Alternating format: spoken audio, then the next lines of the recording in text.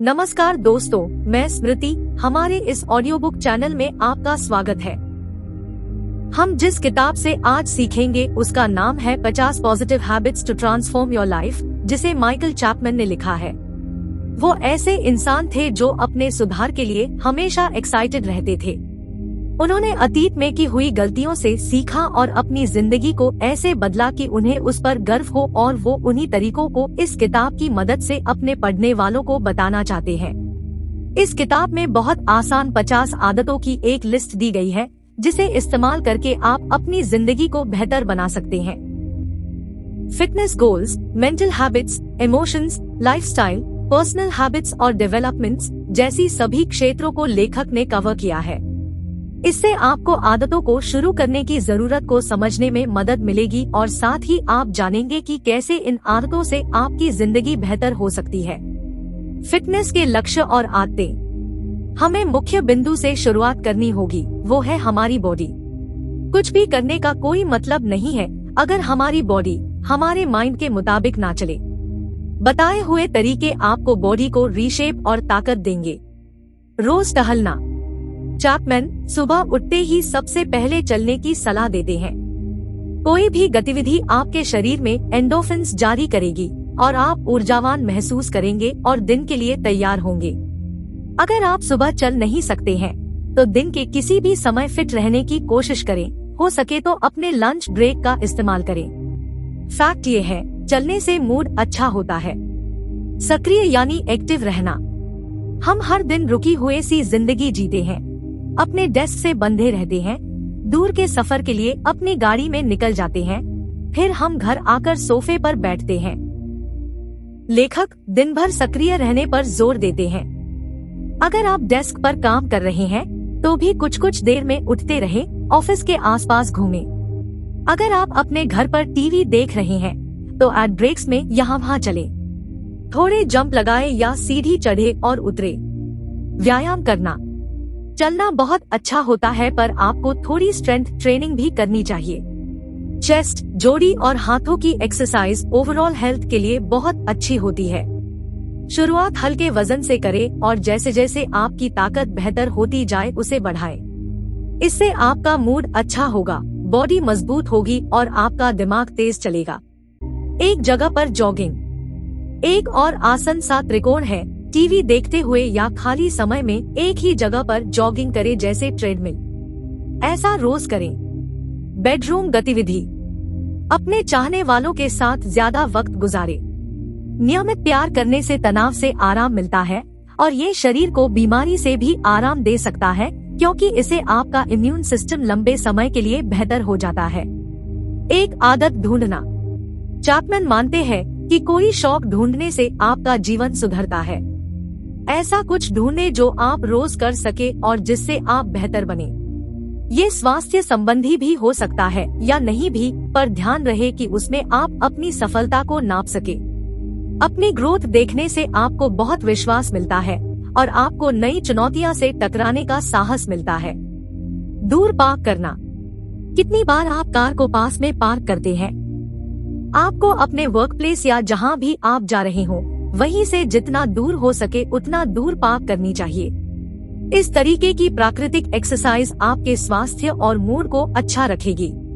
सही तरीके से स्ट्रेचिंग करना। अपने जीवन में फिटनेस सिस्टम को लागू करना सबको अच्छा लगता है, पर हमें स्ट्रेचिंग की जरूरत को भी याद रखना चाहिए। ये ऐसी चीज है जिसे हम अक्सर छोड़ते हैं क्योंकि ये स्लो है और बोरिंग हो सकती है। हालांकि ये साबित हो चुका है कि स्ट्रेचिंग बहुत जरूरी है और आपकी बॉडी को एक्टिव रखता है और साथ ही किसी चोट की दर्द से बचाता है।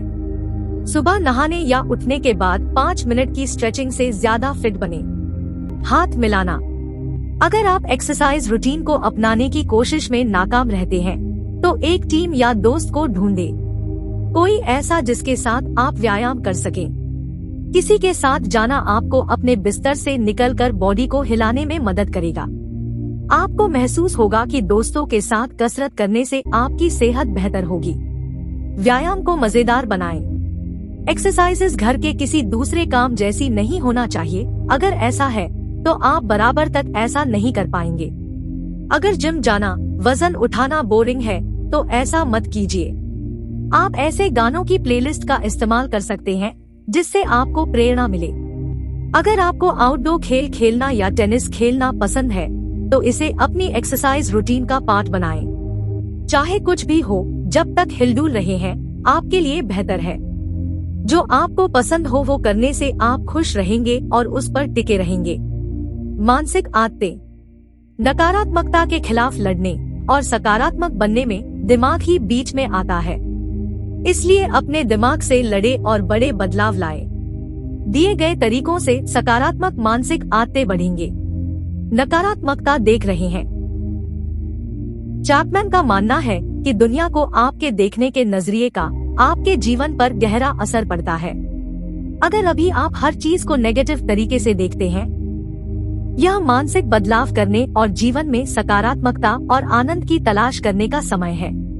अपने मानसिक बर्ताव को बदलने के लिए आपको अपने नकारात्मक नजरिए को समझना होगा और तुरंत उसे बदलना सीखना होगा। खुद से पूछें कि उस स्थिति के बारे में अच्छा क्या है, ना कि नेगेटिव पर फोकस करें। सफलता के बारे में सोचना। सफलता के बारे में सोचने में अपना वक्त बिताएंगे। कल्पना करें कि आपके लिए सफलता कैसी होगी। ऐसा सोचने और देखने से आपको सब कुछ करने की ताकत मिलेगी। विजुअलाइजेशन एक ताकतवर टूल है। चिंतन संबंध। कोई भी कदम उठाने से पहले संभावित परिणाम को सोच ले। ऐसा करना आपको अच्छा देखने और सकारात्मक होने में मदद करेगा। अगर आप बिना समझे कोई भी कदम उठा लेंगे तो आप नकारात्मक पक्ष पर ज्यादा प्रतिक्रिया करेंगे और आने वाला रिजल्ट आपको कोई मौका नहीं देगा। आपकी सकारात्मकता को ध्यान में रखते हुए हमने पहले भी पॉजिटिव रहना और दुनिया को पॉजिटिव नजरिए से देखने को समझा है। आपको उन पलों को भी पहचानना है जिसमें आप पॉजिटिव होते हैं। ऐसा करना आपकी सकारात्मकता को बढ़ाएगा और आप ज्यादा सकारात्मक रहेंगे। सकारात्मक विवरण एक और तरीका है जिससे आपकी सकारात्मकता और आत्मविश्वास बढ़ सकता है। उसके लिए बस अपने सोचने की तरीके को बदल दीजिए। परेशानियों पर ध्यान देने से ये आपको और उलझा देती है, तो इसे बेहतर है कि आप ऐसे समाधान पर ध्यान दें जो आपकी उस परेशानी से निकाल सके। परेशानियों पर ध्यान देने की जगह क्यों ना समाधान पर ध्यान दिया जाए। चुनौतीपूर्ण अनुमान।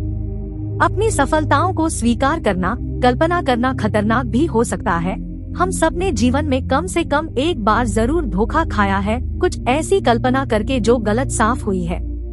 आपको खुद की कल्पना को ही चुनौती देना है। इसे आप लगातार खोजेंगे और अगर आप गलत हो तो उससे भी खुश हो, क्योंकि आपने कुछ नया सीखा है। अपनी सफलताओं को स्वीकार करना। आप अपने जीवन में अपनी सफलता और असफलता से और भी ज्यादा आरामदेह और जागरूक हो जाएंगे। इससे आप ज्यादा बेहतर होंगे, बिना खुद को हमेशा फेल होते देखते हुए। आप 100% टाइम कभी सफल नहीं होंगे और इंसान होने के समय अपने फेलियर पर ध्यान देना ज्यादा आसान है। आपको अपनी सुरक्षा को गले लगानी चाहिए। उसे सेलिब्रेट करें जब आपको लगे कि आप असफल हो रहे हैं। अपनी असफलताओं की समीक्षा करना। जैसे सफलता को सुलझाना और अपनाना जरूरी है, वैसे ही अपने असफलताओं को समझना भी जरूरी है। समय निकालकर पता लगाएं कि क्या गलत हुआ और क्यों। अगर आप परेशानी की जड़ का पता लगाएंगे तो अगली बार के लिए तैयार होंगे और हो सकता है भविष्य में उन समस्याओं से बच पाएंगे। दिमाग का खेल। अपने दिमाग की कसरत बहुत जरूरी है। इसे आप सतर्क रहते हैं, ये आपको बेहतर बनाता है और आपको यंग रखता है। रोज अपने साथ माइंड गेम्स खेले। ये उतना ही आसान है जैसे कि एक छोटी कविता याद रखना, पर ऐसे आसान काम से आपके दिमाग को चुनौती मिलती है, साथ ही बेहतर भी बनती है। आकर्षण बल। सपने देखना याद रखें। हम सबको काम करना और सपने देखना चाहिए। सोचे कि आपको जिंदगी में क्या चाहिए और उसके बारे में अक्सर सपने देखें। किसी चीज के बारे में सोचना ही उसे सच करने में मदद करता है। भावनात्मक आदतें। एक सफल आदमी बनने के लिए आपको अपनी भावनाओं को काबू में रखना होगा। हालांकि बहुत से लोग ये बात समझ ही नहीं पाते हैं, इसलिए यहाँ कुछ ऐसे पॉइंट्स दिए गए हैं जिससे आप समझ सके। सफलता के लिए ध्यान करें। आपको ध्यान यानी मेडिटेशन रोज करना चाहिए। ध्यान लगाने की सबसे अच्छी बात यह है कि इसके कोई नियम नहीं है। आप अपनी पसंद का कोई भी तरीका चुन सकते हैं। आपको रोज ध्यान करना चाहिए। ध्यान कम समय जैसे 5 से 10 मिनट और ज्यादा समय जैसे 30 या उससे ज्यादा मिनट के लिए किया जा सकता है। ऐसी बहुत सी एप्लीकेशन है जो आपको अलग अलग तरीके से मेडिटेशन के लिए गाइड कर सकती है। डायफ्रैग्मेटिक श्वास। सांस लेना एक ऐसा काम है जो हम लेते हैं और अक्सर हम इसके बारे में सोचते भी नहीं हैं। समय समय पर धीमी गहरी सांस लेना सीखने से बहुत कुछ हासिल होता है। चलने का ध्यान। क्या बदलाव के बिना आप बहुत अस्थिर हो सकते हैं और गलत तरीके से चलने से बच सकते हैं।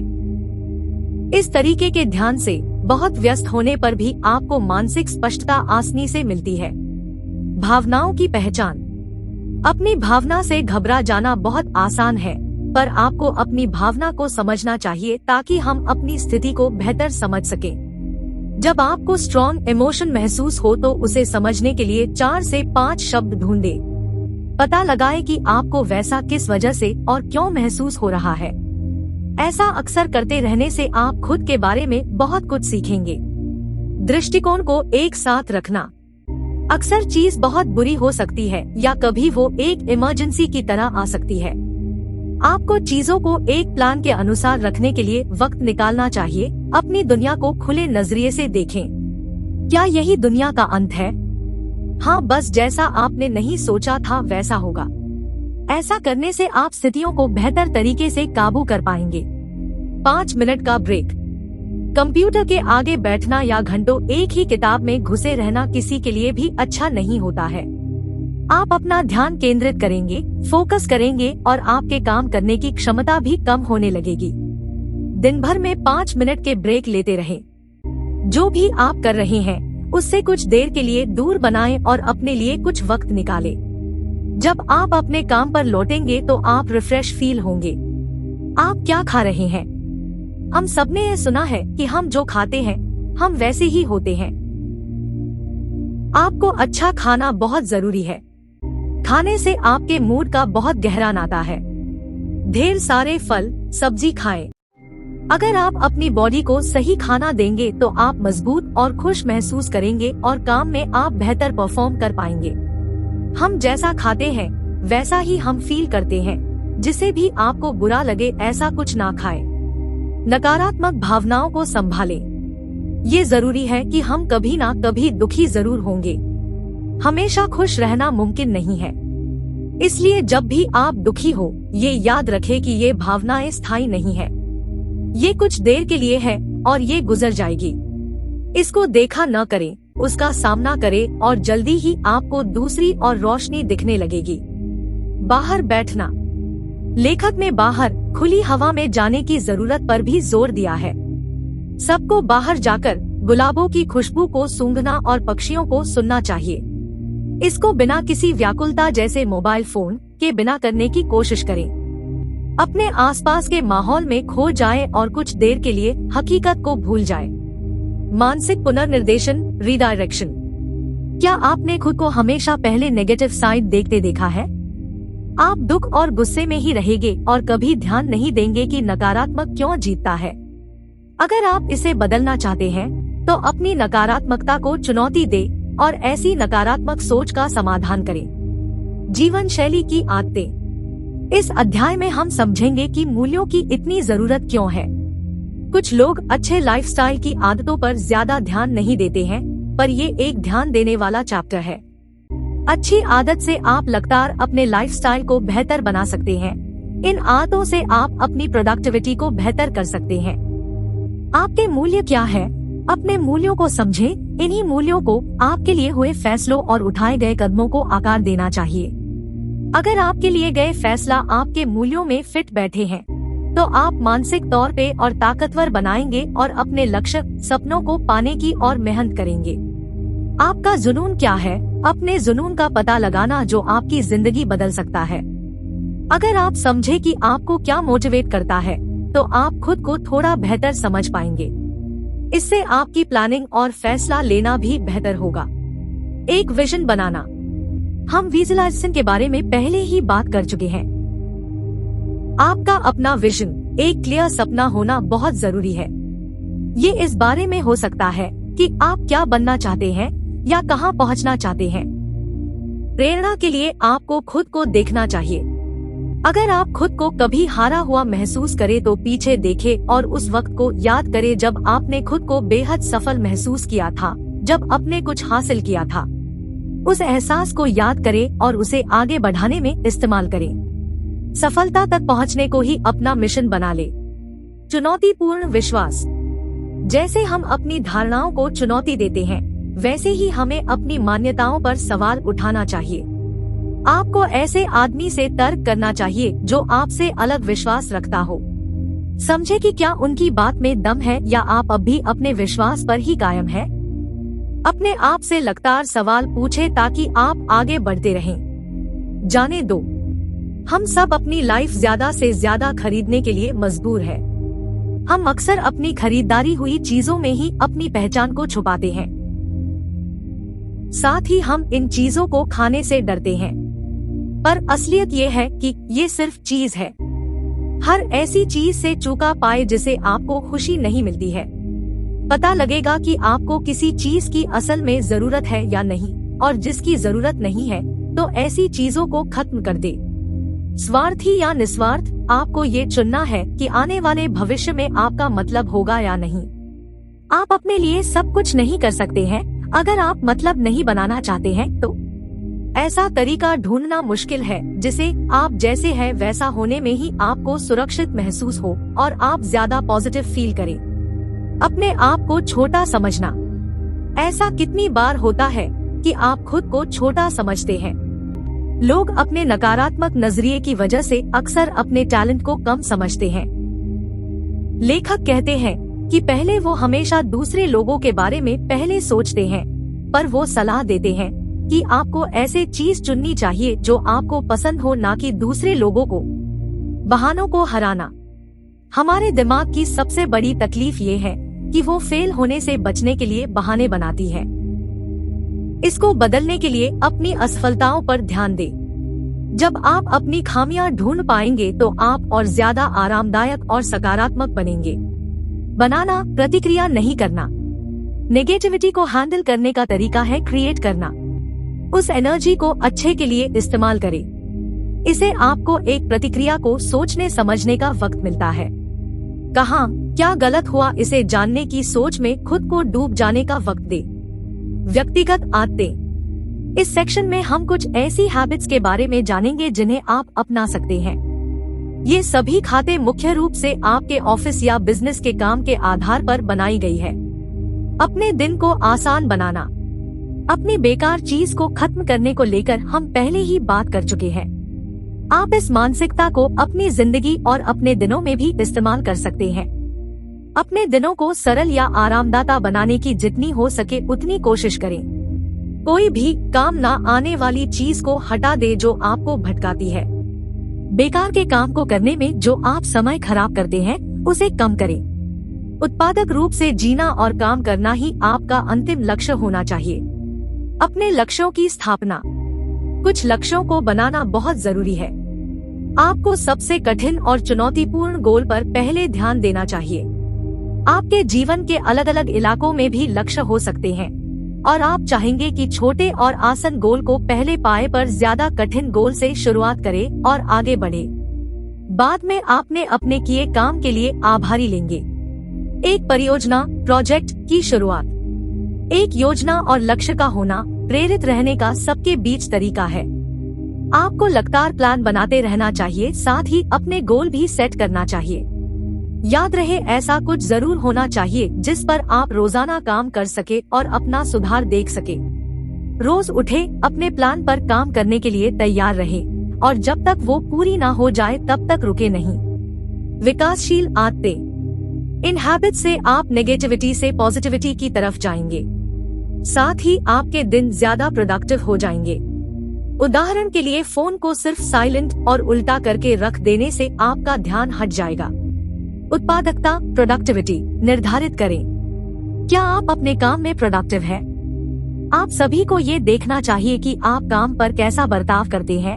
क्या आप शिकायत करते हैं और चिड़चिड़ा महसूस करते हैं?